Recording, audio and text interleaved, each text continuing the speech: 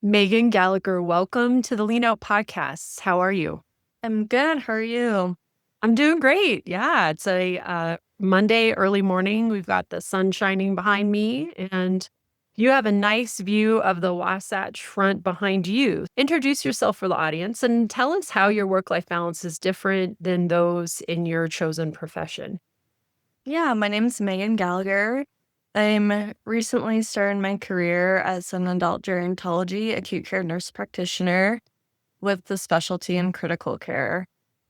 I have been in healthcare for about 10 years, and as most of those time being a nurse, as I've only started my career as a nurse practitioner. But over the years, I've learned how to utilize schedule to really focus on my priorities, which is mostly climbing and spending time with my husband. Thankfully, as a nurse, it's really been pretty simple in the sense that we only work 3 12-hour shifts a week, which really has allowed us the opportunity to climb outside the other 4 days of the week, which we did for years of our climbing career. But that was one of my hesitations with becoming a NP and kind of going that route, was just the uncertainty of how that could change and kind of a more demanding role. But really, I'm been able to kind of maintain that schedule as an NP so far and have just found positions where I can ask for like long stretches off. And usually I like felt accustomed to like 2 or 3 weeks being manageable, but in there I even asked for like 6 weeks off at one point. So just finding jobs that have like been more flexible as kind of my priority, opposed to really focusing on like the specific specialty or the type of training like fellowships. I've kind of avoided things like that. Mhm. So tell the audience why it's so important from a perspective of a climber to get a long stretch of time off. Because I don't know that people really grasp that. I definitely know as someone who's climbed for a long time, but explain why that is so important to you. Yeah, that's a really good question. And I totally have people in my life who even do climb, maybe more, a little bit more recreationally, who are also don't quite understand that concept.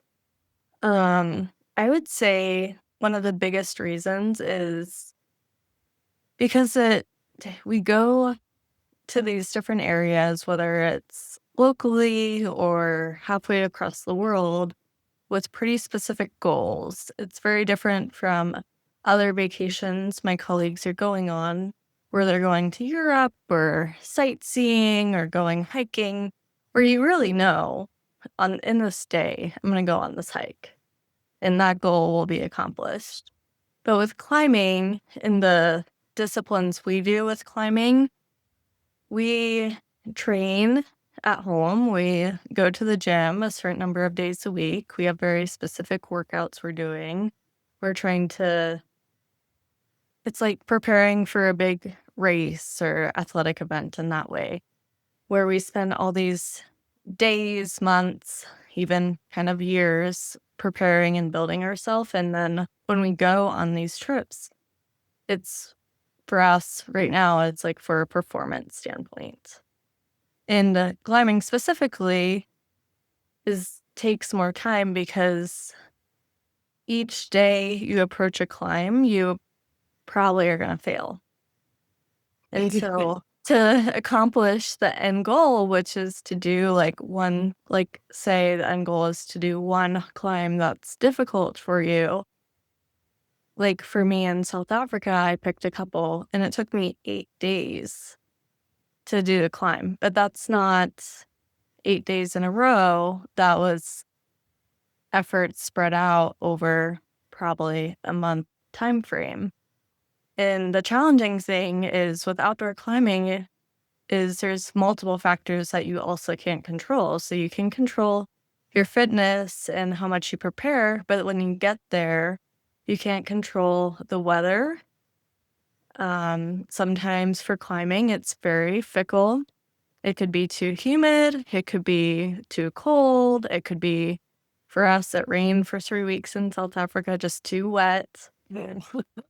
Yeah. And yeah, so the weather, and then even minutia, like your skin, you need to kind of have your skin needs to be like durable enough to interface with the climb. And some climbers, at higher levels, they're like literally flew home because they had like a crack or like a split in their skin that kept opening and they couldn't do the climb. So there's multiple variations in addition to even just learning the rock climb and changing the way you're approaching it, and then eventually getting closer and closer until hopefully you end up doing it. But it also takes rest in between, of course. So there's multiple layers. I don't know if that explained it really well for the eyes of someone who doesn't climb, but it's kind of a fickle beast and a pursuit that takes a little more time than sightseeing or hiking. Yeah, I think you did a good job of explaining it. Definitely people who have read my book and who followed me know that I do a lot of climbing analogies, and I talk about the idea that, especially with sport climbing and bouldering, which is the kind of climbing you're talking about, and like the kind of climbing that I really focused on when I was at the height of my climbing as well, is a lot of failure, a lot of trying the problem over and over again, refining and celebrating a micro win of like getting one Exactly. step higher, doing one move perfectly that, like, was really hard for you and puzzled you before, or, like, working out Exactly. a piece of beta, which is the movement sequence. So, yeah, and it's funny, as you were talking, I was thinking, people do go places for sport. They'll go skiing, or they're, like, really into marathoning or running a race, and they'll choose a race, and they'll say, "Okay, I'm gonna go to France, and I'm gonna, like, run this marathon that they have," or something like that, "and I'm gonna hang out there and train for a week and do the race." Well, Mhm. it isn't quite the same as climbing because, like you said, once the race is done, the race is done. And with climbing, you aren't really done until you get to the top of the problem or the climb without making any kind of mistakes or falling. And so that can take several days, and it's not several days in a row because your body has to rest and you have conditions that are beyond your control that affect the timing. And not just weather, but like crowdedness, like how many people are on that particular Absolutely. climb, because how amazing is it? How aesthetic is it? And other people wanna do the same thing because they saw a video of it somewhere and it has some amazing view, or it's like got an awesome move that is just really satisfying to complete or something like that. And it's So, not yeah. your climb, it's everybody's climb, of course, and Yeah. everyone flew across the world for it or whatever. Yes, exactly.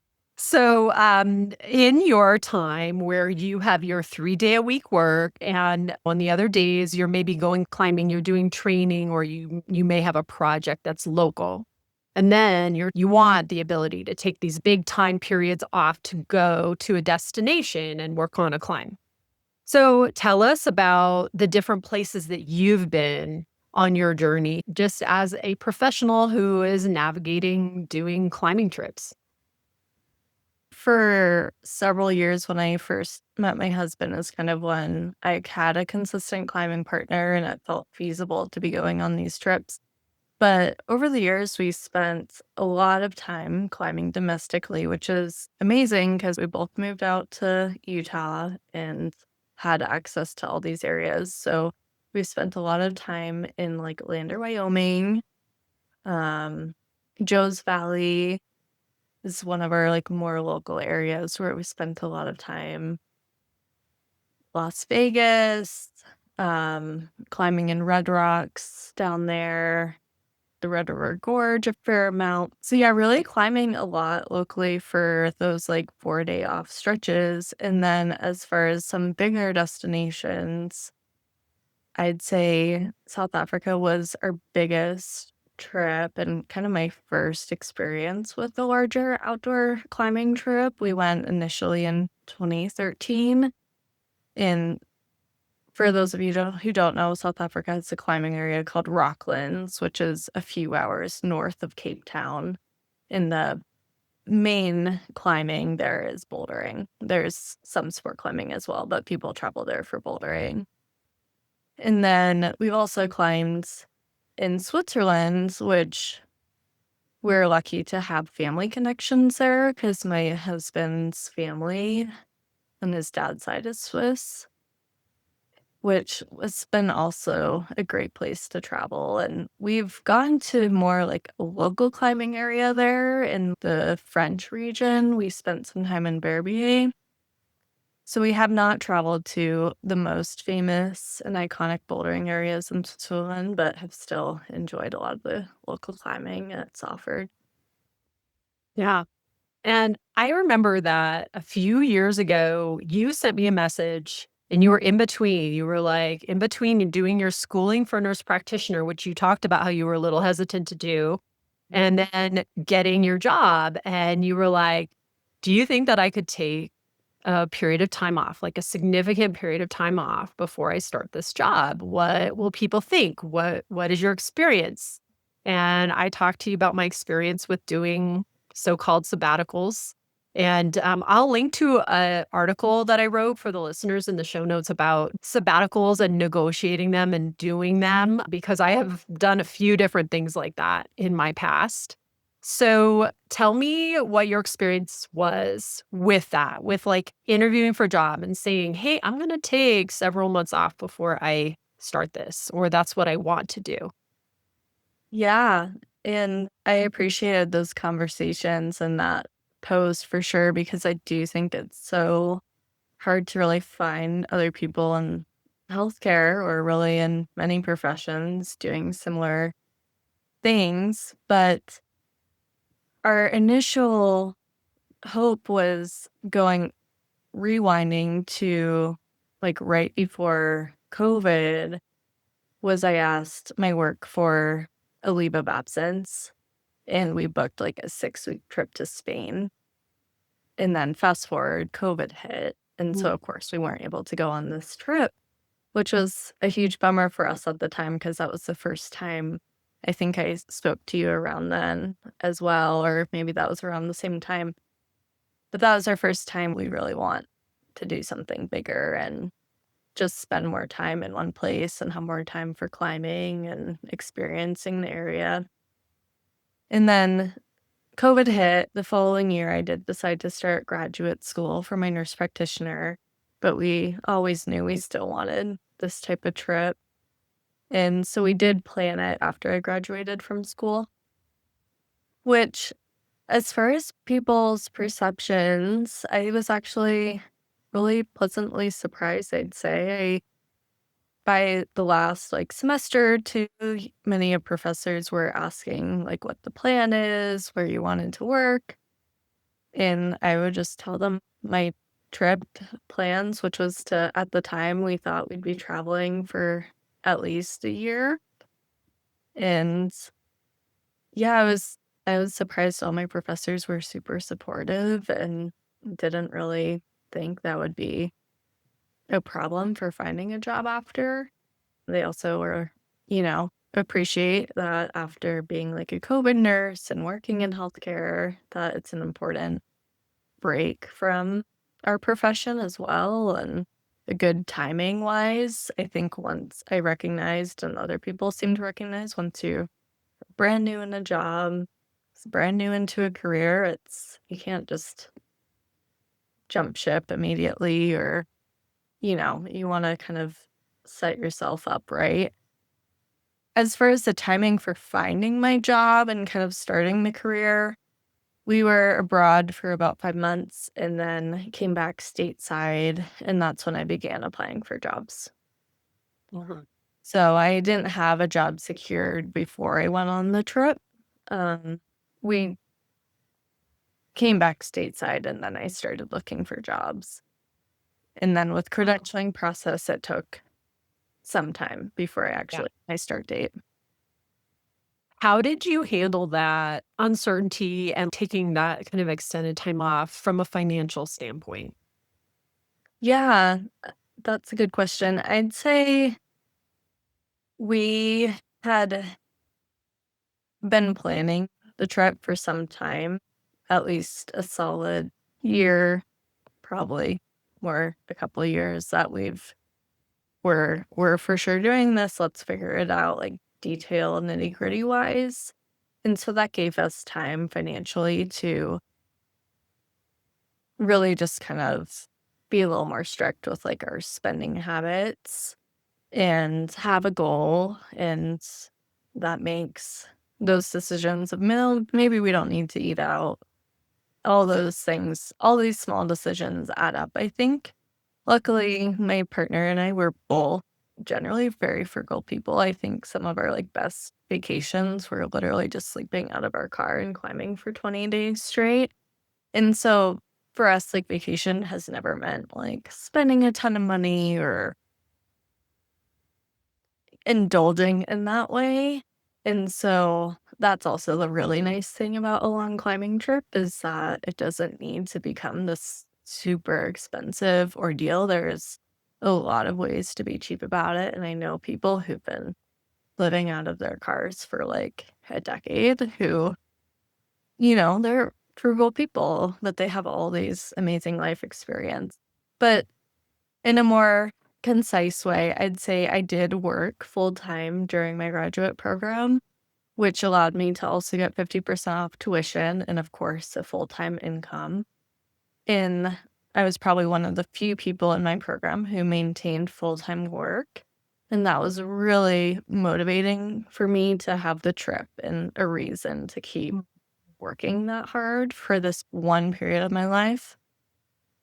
We didn't go crazy. Like, I have followed other people, fire movement type of platforms, but we've never been super crazy about completely tracking or spending or anything. It's more just lifestyle choices. Our previous car was like a 1998 Honda CR-V, which my husband bought for $1,500, and we drove for almost 200,000 miles type of thing. Yeah, those are pretty reliable. They last forever. Yeah. Yeah, I think that people, when they hear about someone going on a trip for that period of time, especially like to a far off land, Mhm. they think about the trip in the sense of like, I'm going to Paris and I'm staying at a hotel and I'm eating out every meal. And that is not what people do when they go on climbing trips, for sure. And you can do it relatively inexpensively, where all you're really adding to your normal everyday expenses of eating and living is a little bit of an additional rental price, like Exactly. an Airbnb or some kind of place that you have to live. So you have to keep your house at home. And so you're potentially paying for that, but then you're on top of that just paying this extra rent. And in another country, it might not even be that expensive, but it's like you're still eating, you're still getting gas, you're still doing the same stuff. You have to Yeah. get there, but it's like it's 2 flights or, 2 drives or boat rides or whatever it is, however long Yeah. it is. I mean, I think if we, like, had incoming coming in, maybe in Europe, like, we would have liked to have, like, traveled a little more, gone to, like, a few different more places, but we also recognize, like, this is what we can afford right now. So we were lucky that we knew the timing of this aligned, like, before we bought a house, and so we actually just moved out of our rental property before we left. And then we're able to cancel things like car insurance, a ton of utilities. We just canceled all of our utilities. Everything was basically, I mean, it was for sure cheaper than like when we were living in the States. It was like beyond cheaper. So we started spending more money when we came home. Yeah, yeah. So what I'm really hearing out of all this is that timing and planning are very important for doing something big like this and taking a big chunk of time off, which I think a lot of people at various points in their career, not just in the beginning of their career when they're in between their training and their big, first professional job, want to do this. It can be other people that really just kind of want to break or want to reset. And I actually did have someone on the podcast a while back named Jeannie Bramer. She's an OBGYN, and she kind of did a reset where they moved to a completely different place and she was just off her professional work for a while. So I'll link to that episode in the show notes as well, because this applies not just to someone who is young and straight out of training. It is really something that, with proper timing and planning, you could do no matter where you are in your career. Oh, the experience for sure reinforced that. I don't think it will be, like, our last stint in it. I don't know what it will look like in the future, but, yeah, it really just reinforced how much we enjoyed kind of having something to look forward to and the experience during it. I do want to ask you if there's been any trade-offs for you, like with choosing this kind of lifestyle where there are going to be some decreased choices for jobs out there just based on the kind of schedule that you're desiring. Is there anything that you kind of off in your work where you really liked a particular area, say, of your study that is just off the table or anything like that? Um, Honestly, not really. I've been a critical care nurse for a long time now, and so a lot of my training was in patient settings. I could not become a primary care provider even if I wanted to. That's not what my license is. And so a lot of my training is inpatient, and especially as a provider side, that really facilitates these longer stretches of work on and then longer stretches of work off. Yeah. And I think probably your interest in that area of nurse practitioner jobs is related to your value system and the things that you're interested in doing outside of work. So that makes Yeah. a lot of sense. Yeah, I at first, like, when I was looking for jobs, I kind of got feedback from other people who've been brand new nurse practitioners who were like, "Apply for everything." So I was like, "Okay, I'll apply for everything." I was applying for mixed inpatient and outpatient type of jobs where it's split, some clinic, some inpatient, and I quickly realized that's not what I wanted. I don't want 9 to 5. I like having more of the you go to work, you work hard, you take care of people, and kind of pass the torch. As an anesthesiologist, I totally get that. Definitely. And it's part of what informed, I think, my specialty choices as well. Um, So, is there anything that now you've gone through this journey of practicing your unique kind of balance? Anything that you know now that you wish you knew when you started out in your studies and your training? I think it is very easy to get into more negative mindsets or worry mindsets or become bogged down by like feelings of doubt or uncertainty. And so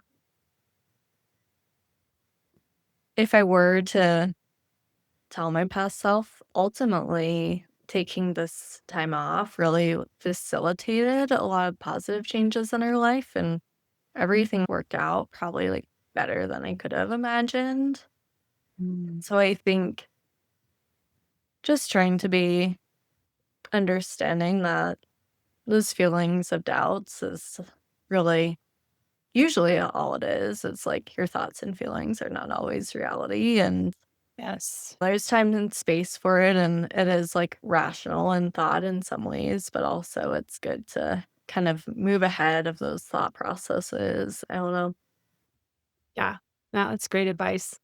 Any last messages you would like to give listeners who feel like that they're stuck on the treadmill of achievement and can't do something like take a big trip to a foreign country for months at a time? Yeah, I think I have also been victim to this. I mean, I've been in the climbing community for a really long time to the point where I've seen other people with alternative lifestyles for so long to the point where I've also had periods where I'm like, well, I can't do that. I need to make money, or I have this type of job, or they're just doing it because of X, Y, and Z. Like, making assumptions about other people's situations that they have like extra family money, or, that they can do this because of X, Y, and Z, whatever that may be. If you do feel or tell yourself, have this self talk where you can't do it, I think that's really the first place to start, is if this self talk is real or if I'm just telling myself what I want to believe. And for me, I realized eventually, like, no, and anyone can kind of do this. It's just about prioritizing and making some sacrifices. But if it's a priority to you, then it's worth going for it. That's great. I really appreciate you coming on and sharing about your adventures and talking to us about your work life balance. Megan, thank you so much for being here today. Yeah, thank you for having me.